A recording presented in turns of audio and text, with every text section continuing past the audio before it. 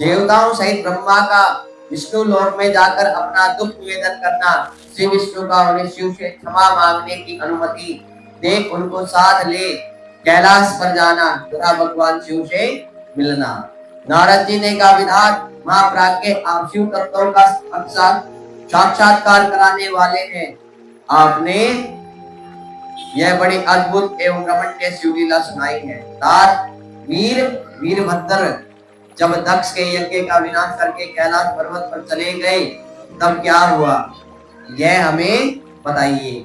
ब्रह्मा जी बोले, नारद, रुद्रदेव के सैनिकों ने जिनके अंग भंग कर दिए थे वे समस्त प्राचीन देवता और मुनि उस समय मेरे लोक में आए। वहां मुझे स्वपूर्व नमस्कार करके सबने बारंबार मेरा संबोधन किया। फिर अपने विशेष क्लेश को पूर्ण रूप से सुनाया। उसे सुनकर मैं पुत्र शोक से पीड़ित हो गया और अत्यंत व्यग्र हो व्यथित चित्त में बड़ी चिंता करने लगा। फिर मैंने भक्ति भाव से भगवान विष्णु का स्मरण किया। उससे मुझे समायोजित ज्ञान प्राप्त हुआ। तदंतर देवताओं और मुनियों के साथ में विष्णु लोक में गया और वहां भगवान विष्णु को नमस्कार एवं नाना प्रकार के स्तोत्रों द्वारा उनकी स्तुति करके उनसे अपना दुख निवेदन किया। मैंने कहा, देव, जिस तरह भी यज्ञ पूर्ण हो, यजमान जीवित हो और समस्त देवता और मुनि सुखी हो जाए, वैसा उपाय कीजिए।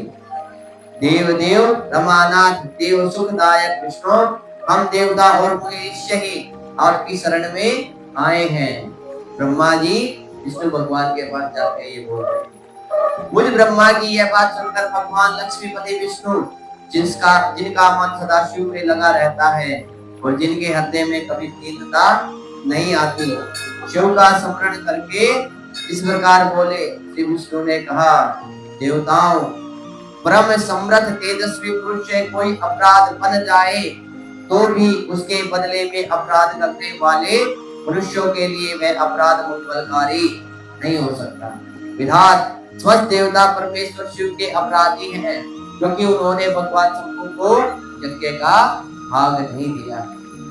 अब तुम सब लोग शुद्ध हृदय से शीघ्र ही प्रसन्न होने वाले भगवान शिव के पैर पकड़कर उन्हें प्रसन्न करो, उनसे क्षमा मांगो।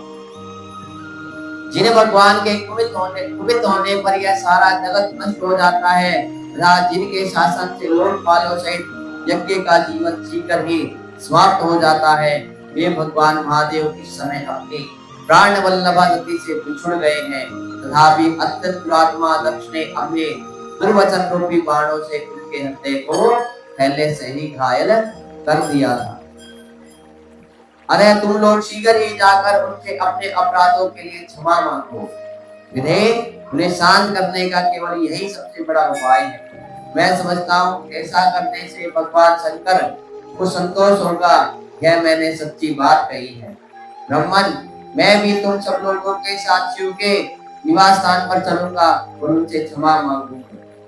देवता आदि सहित मुझ ब्रह्मा को इस प्रकार आदेश देकर श्री हरि ने देवगणों के साथ कैलाश पर्वत पर जाने का विचार किया।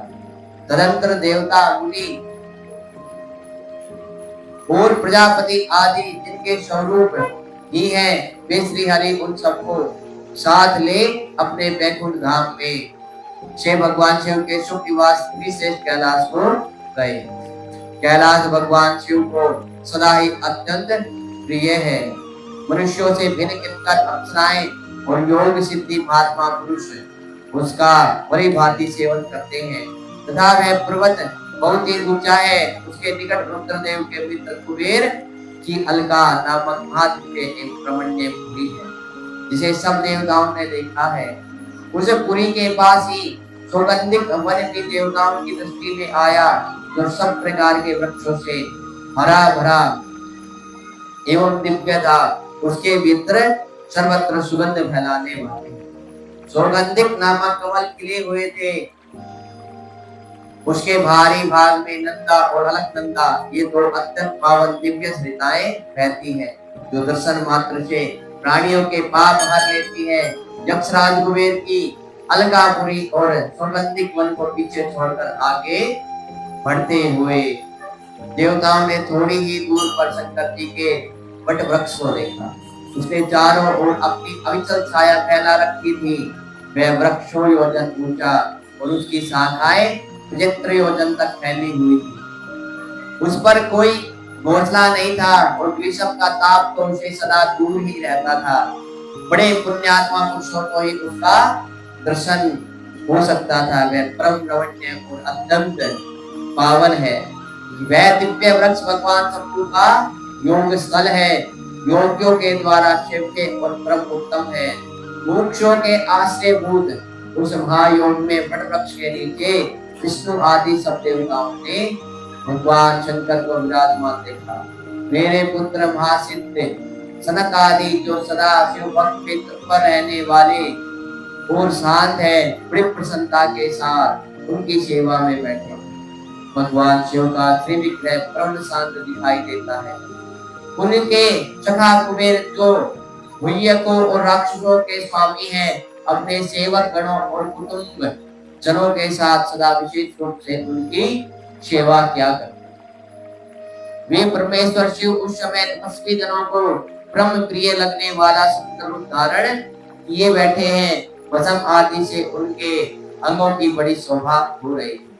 भगवान शिव अपने वत्सल स्वभाव के कारण सारे संसार के सुहृद हैं। नारद उस दिन वे सब एक उस आसन पर बैठे थे और सब संतों के सुनते हुए तुम्हारे प्रसन्न करने पर तुम्हें उत्तम ज्ञान का उपदेश दे रहे। वे बायां चरण अपनी दाईं जांघ पर और बायां हाथ बाएं घुटने पर रखे, कलाई में रुद्राक्ष की माला डाले, सुंदर त्रक मुद्रा से विराजमान थे। इस रूप में भगवान शिव का दर्शन करके उस समय विष्णु आदि सब देवताओं ने दोनों हाथ जोड़ मस्तक झुकाकर तुरंत उनके चरणों में प्रणाम किया। मेरे साथ भगवान विष्णु को आया देख सब पुरुषों के आश्रयदाता भगवान उठकर खड़े हो गए और उन्होंने सिर झुकाकर उन्हें प्रणाम भी किया। फिर विष्णु आदि सब देवताओं ने सब भगवान शिव को प्रणाम कर लिया और तब उन्होंने मुझे नमस्कार। ठीक उसी तरह जैसे लोगों को उत्तम गति प्रदान करने वाले भगवान विष्णु प्रजापति कश्यप को प्रणाम करते हैं, तत्पश्चात देवताओं, पितरों, गणाधीशों और महर्षियों से नमस्कृत तथा स्वयं भी श्री विष्णु को एवं मुझको नमस्कार करने वाले भगवान शिव से श्री हरि ने आदर पूर्वक वार्तालाप आरंभ किया।